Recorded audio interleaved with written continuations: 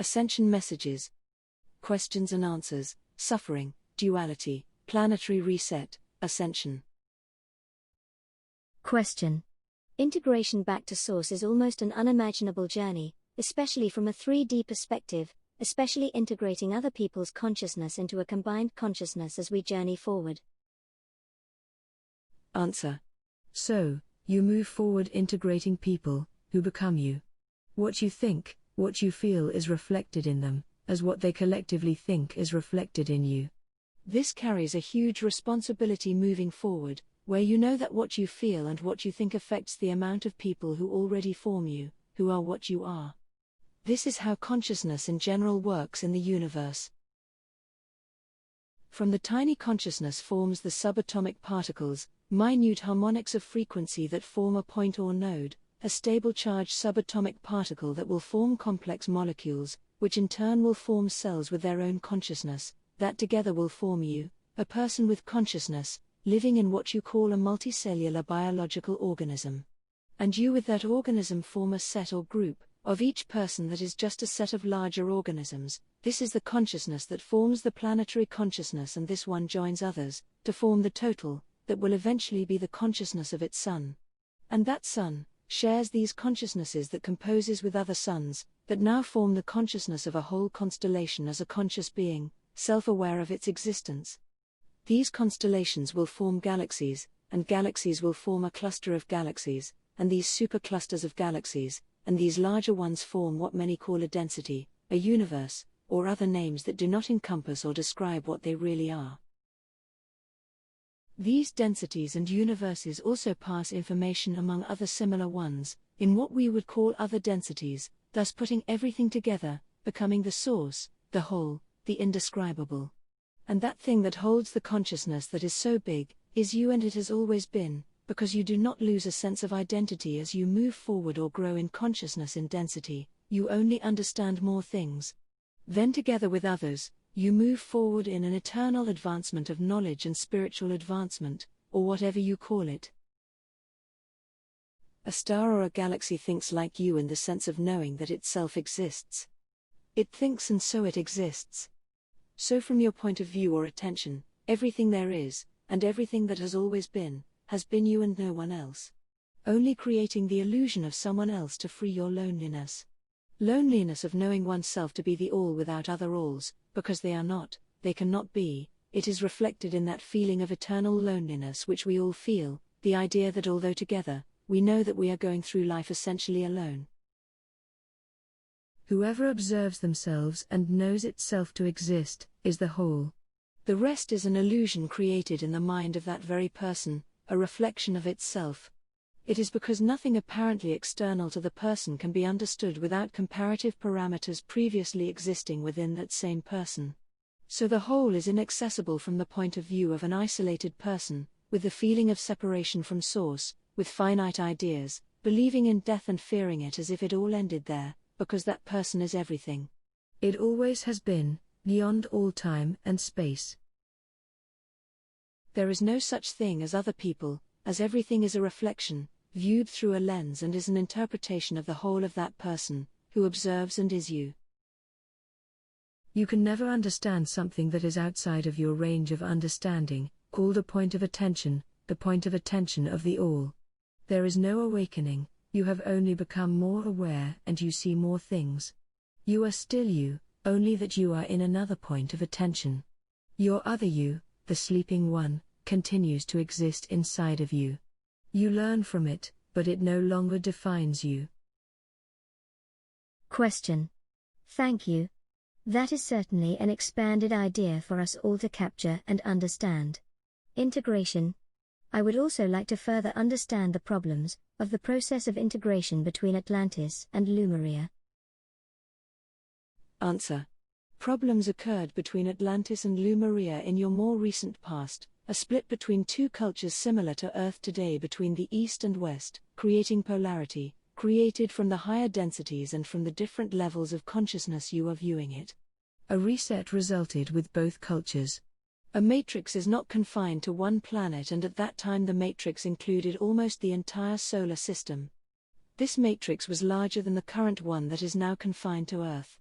At that time the controllers of the matrix would have been higher than the controllers of the present matrix by the 5D Federation. The 5D Federation only play one role within the system today. Atlantis and Lemurian societies were not only limited to Earth as Earth is today, they extended their societies out into the solar system and had contact and flow with other planets that were all in 5D. There was no precise boundary between where one matrix ends and another begins as there is today. The present 3D matrix exists below the Van Allen band, so today there is a clear barrier. However, before these bands were set up, the separation between one matrix and another was more vague or imprecise, both being 5D in terms of densities, and a matrix is only a belief system, and what its inhabitants focuses upon, of how they interpret reality. Question.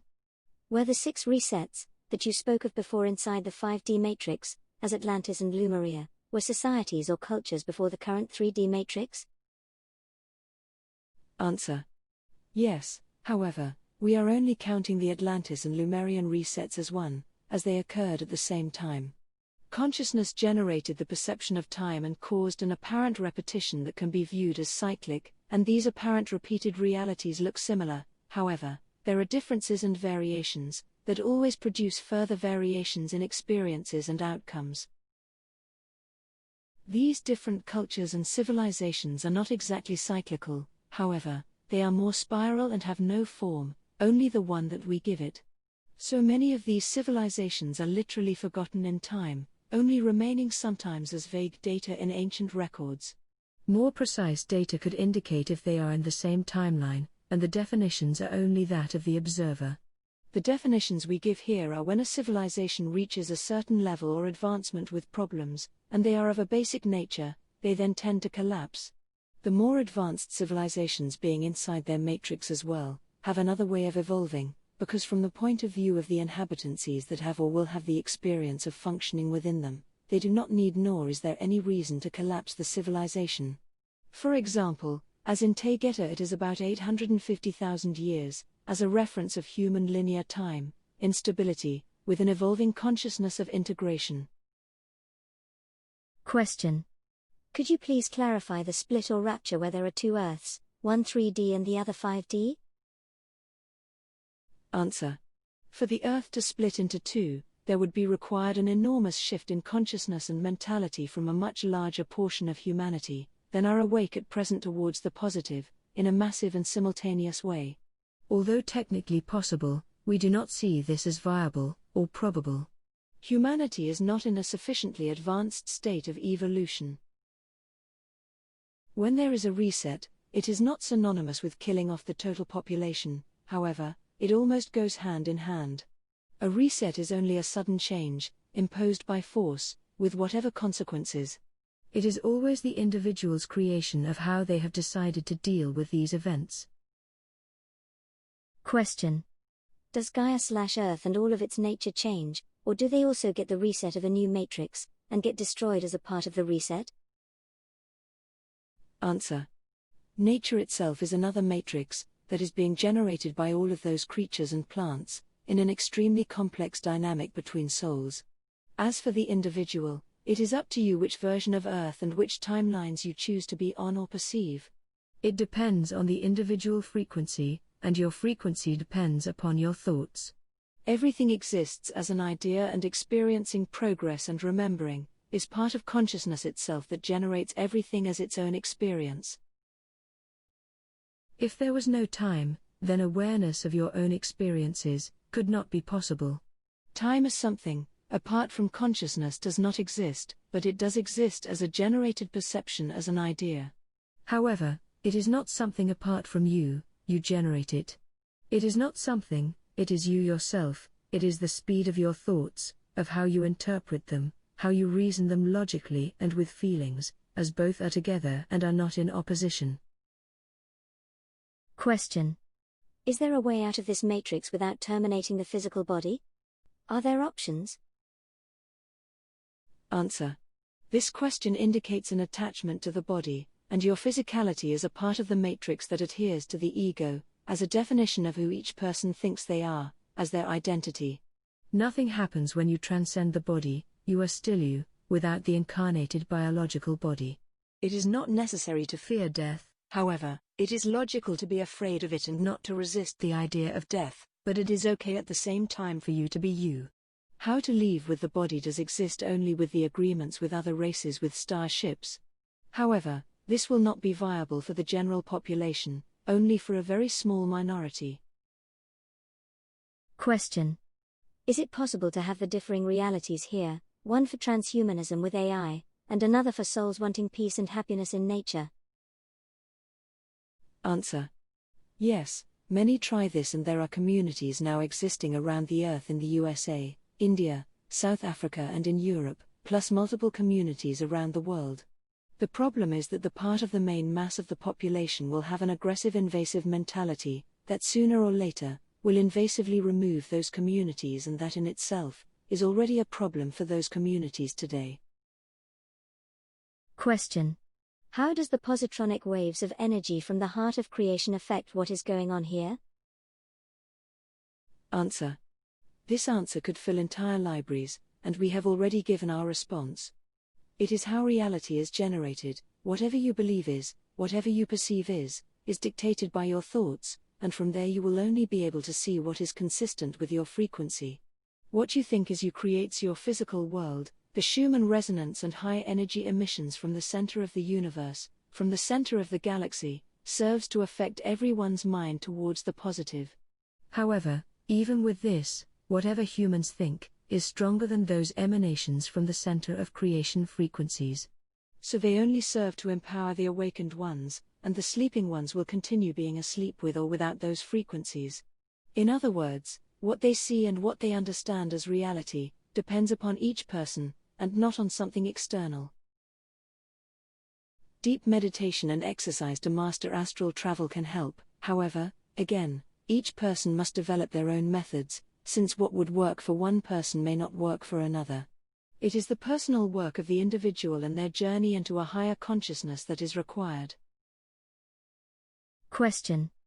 Why evolve into a higher consciousness in an incarnation to be eliminated by others? It does not make sense while trying to evolve into a new 5D species. Answer. Not that it makes sense or logic, it just happens this way. Those who live in that race will know that if they develop more consciousness they will become interstellar, or they will stay in the experience called 3D, with all that it carries with its limitations. If they become interstellar positive, then no more reset will be necessary. If there were enough awakened, it would not be necessary to destroy civilizations. It is this disparity, difference and separation that create conflict to the level of becoming impossible to resolve. Therefore, reset it is and it takes place. Question. If two or more star seeds envision a higher reality, could they create a new 3D timeline with really good characteristics? Answer. If there are enough star seeds and they are isolated, then yes. From 5D it is difficult to define who are those that are actually in control of 3D Earth, as it is constantly evolving and changing with multiple layers of perception. Any observations are made from one perspective, and from another they are just more matrix viewed from a higher level. What is happening on Earth today is very complex, even from a high-density perspective. Question. Do these beings from the higher densities, as with those from 5D Federation and non-Federation, agree with the destruction of humanity? Answer. There are no regressives in the 5D Federation, not as it is known. The regressives are only a point of comparison, as perspective, relating to the interests of one or another person, or group. Everything that happens and is perceived as regressive or the destruction of civilizations, is only an internal reflection of the internal conflicts of its members, and we mean conflicts within the psyche of each of its members. Not that they agree, the reset just happens because there is no other option, even the chaos exists because these societies do not want to resolve these differences. Question. Who gave the Federation the power to destroy and reset civilizations? Answer. Humanity gave them that power. The members of humanity at all levels also make up the 5D Federation. What happens on one level is reflected on the other levels and vice versa. You fix humanity from within it, and it will also be reflected in the 5D Federation, thereby fixing the things that today you perceive as negative of the 5D Federation itself. The 5D Federation is a reflection of you and what you do. Get out of that victim mentality. What each one of you thinks is what the 5D Federation is thinking, each one of you and its members as well. However, as incomprehensible or as metaphysical it may seem, this is how everything works. It is not metaphysical, that is physics and science for others.